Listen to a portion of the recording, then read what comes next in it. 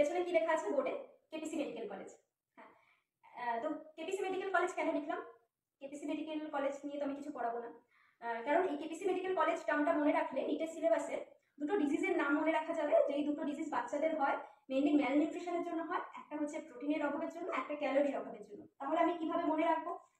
আমি K for kwashiorkor আর M for marasmus, মানে যে দুটো ডিজিজের কথা আমি বলছি সেই দুটো,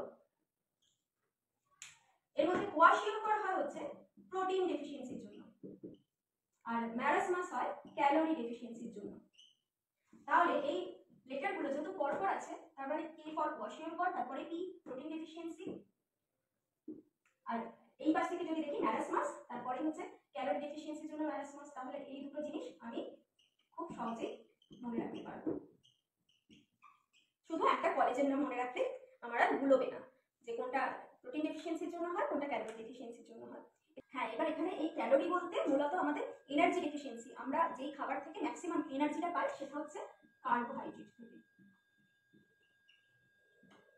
আমাদের বডির এনার্জি ম্যাক্সিমাম ওয়েটেজ হচ্ছে আমাদের কার্বোহাইড্রেট জাতীয় খাবার কম, মানে খাবার দেয়। তাহলে যে বাচ্চার কার্বোহাইড্রেট জাতীয় খাবার কম খাচ্ছে তার বডিতে ম্যারাসমাস দেখা যাবে, আর যে প্রোটিন কম খাবে তার বডিতে কোয়াশিওরকর দেখা যাবে।